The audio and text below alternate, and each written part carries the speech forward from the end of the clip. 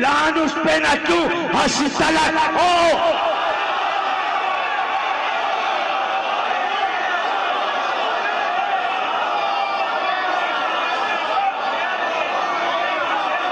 ابھی فیصلہ نہیں ہوا.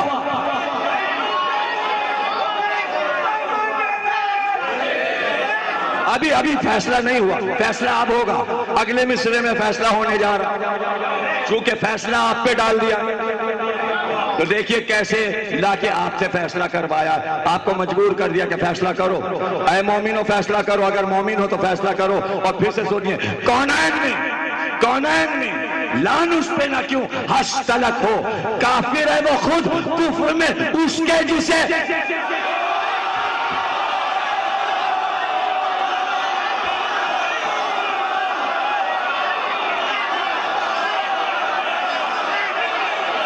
کر لو فیصلہ.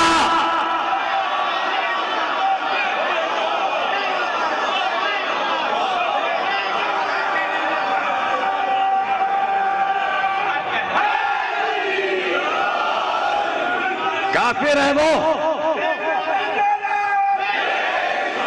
کافر ہے وہ خود کفر میں اس کے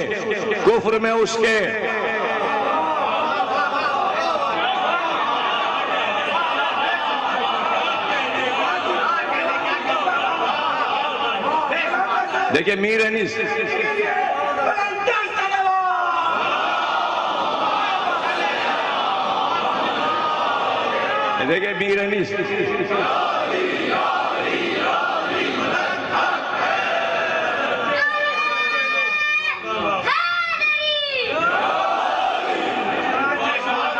جہاں چاہے فیصلہ کر دیں میر انیس. اور ایسا فیصلہ ہوتا ہے کہ حیرانی ہو جاتی ہے. حضرت محمد میدان جنگ میں آئے اور رجس پڑھنے لگے. اور رجس میں میر انیس کہتے ہیں کہ بچوں نے کہا اس میں جد آلہ ہے ابو طالب والا. اور محمد نے میدان کربلا میں آ کے کہا دیکھیں ایک فیصلہ میر انیس کرنے جا رہے ہیں. میدان جنگ میں لڑائی ہو رہی, کربلا میں بچے لڑ رہے ہیں زینب کے. اور انیس نے ایک فیصلہ کیا اس میں جد آلہ ہے ابو طالب والا, جس شیر نے احمد سے شہنشاہ کو پالا.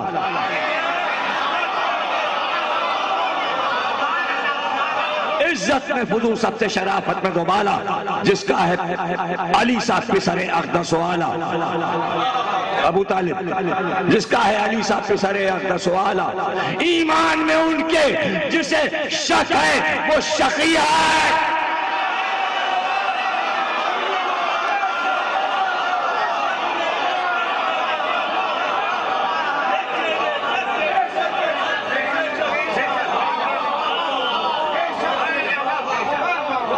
فیصلہ کر دیا. یہاں بھی فیصلہ کر دیا. وہ فیصلہ بھی آپ پہ چھوڑا کہ جو ابو طالب کے ایمان میں شک کرے وہ شقی ہے. یہاں بھی فیصلہ آپ پہ چھوڑ دیا, اس کو جو کافر نہ کہے وہ خود کافر ہے. اس کے بعد کیا ہوا؟ اصحاب نے فرمایا کہ اٹھ جاؤ سب اس دم, وہ سن چکا تم سے مجھے جس بات کا ہے غم. سب اٹھ کے گھر اپنے گئے, صحبت ہوئی برہم, رویا کیا دیر شہنشاہ دو عالم. فرمائے سکن صبر کے حیدر کو بلا کے زہرا کو بہت پیار کیا چھاتی سے لگا کے. پھر شبر و شبیر کو پاس اپنے بلایا, منہ چوما جبیں چومی کلیجے سے لگایا. رو رو کے یہ پھر حیدر صفدر کو سنایا, اب اٹھتا ہے ان دونوں کے سر سے میرا سایہ. پیارے ہیں میرے پیار بہت کیجیو ان کو, جب روئیں تو چھاتی سے لگا لیجیو. رو رو کے پیغمبر نے کہا صدقے میں تم پر خالق نے بلایا ہے, تحمل کروں کیوں کر. غم میں میرے دے صبر تمہیں خالق اکبر. آخری لمحہ ناچار ہے کیوں کر تمہیں لے جائے پیغمبر. فرزند تلک باپ کے کام آ نہیں سکتا, اس راہ میں ہمراہ کوئی جا نہیں سکتا.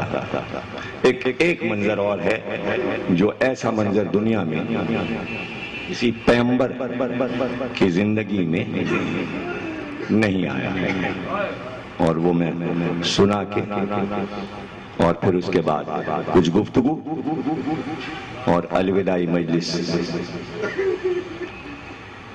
اصل مقصد پہ آتا ہوں. یہی منظر ہے. سن کر یہ سخن شور ہوا رونے کا برپا، بستر پہ ہوئے راست شہ یسرب و بتھا. کوئی مائی کا لال لکھ کے دکھائے آخری منظر، سرکار کا الوداعی سفر لکھ دے تو میں جان. اور میرے لفظوں میں اگر طاقت ہوتی تو میں تقریر میں بتاتا، لفظ نہیں تھے میرے پاس. ظاہر ہے آخری لمحات بیان کرنا مشکل تھا، جتنا بیان کر سکتا تھا دلائل کی باتیں کی، لیکن منظر نہ دکھا سکا، اس لیے میر انیس کی مدد لی. اگر میں بیان بھی کروں نثر میں تو دنیا کا کوئی خطیب بیان نہیں کر سکتا جو منظر اس وقت آپ کے سامنے آئے گا. اور بچوں کی نالج کے لیے کہ سرکار کی عظمت کو مسلمان بچے سمجھیں، اور اسی طرح سمجھ سکتے ہیں جس طرح میر انیس سمجھا رہے ہیں. سن کر یہ سخن شور ہوا رونے کا برپا. ابھی وہ بند آیا نہیں جس کے بارے میں بار بار کہہ رہا ہوں. سن کر یہ سخن شور ہوا رونے کا برپا، بستر پہ ہوئے راست شہ یسرب و بتھا. نزدیک محمد ملک الموت بھی آیا، فرمان خدا فوج ملائک کو یہ پہنچا. اب وہ منظر آ رہا ہے. کسی نبی کی موت نہیں لکھی جاتی. بات سمجھ رہے؟ اگر ہم جیسے بشر ہوتے تو میر انیس دکھاتے کہ دم کیسے معاذ اللہ نکلا. انیس جیسے 150 برس پرانے شاعر نے عظمت محمد اور آخری لمحات کا سفر اس طرح بیان. مسلمانوں کو شرمانی چاہیے اور اس کو پڑھیں اور بچوں کو پڑھائیں کہ محمد کی شان کیا ہے. اور کاش کہ میں پڑھ سکوں جیسے انیس نے لکھا ہے، میں سمجھا سکوں شان محمد کیا ہے. پوری امت سمجھے اور اس سے بہتر نہیں سمجھایا جا سکتا. فرمان خدا فوج ملائک کو یہ پہنچا. نزدیک سواری ہے رسول عربی کی. ارے کہاں بیٹھا؟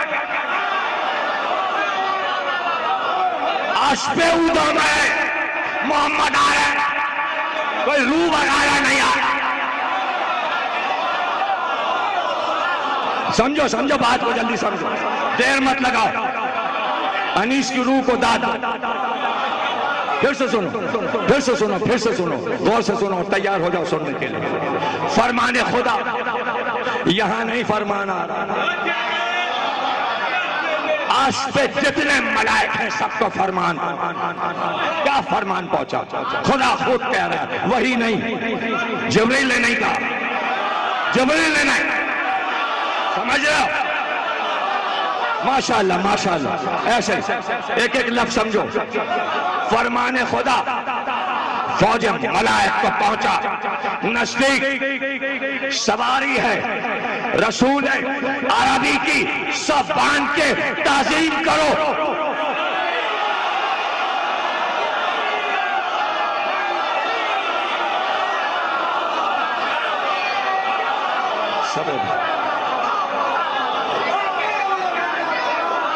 کوئی مائی کا لال دکھائے منظر تم کو. آپ عام بشر کہہ رہے ہیں. یہ بشر اس طرح جاتا ہے اللہ کے پاس.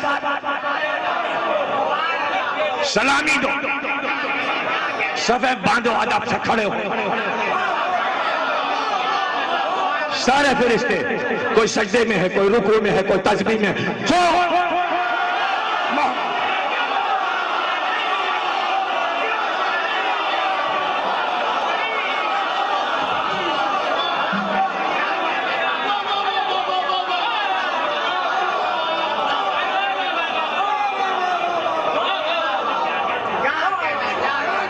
سب بند.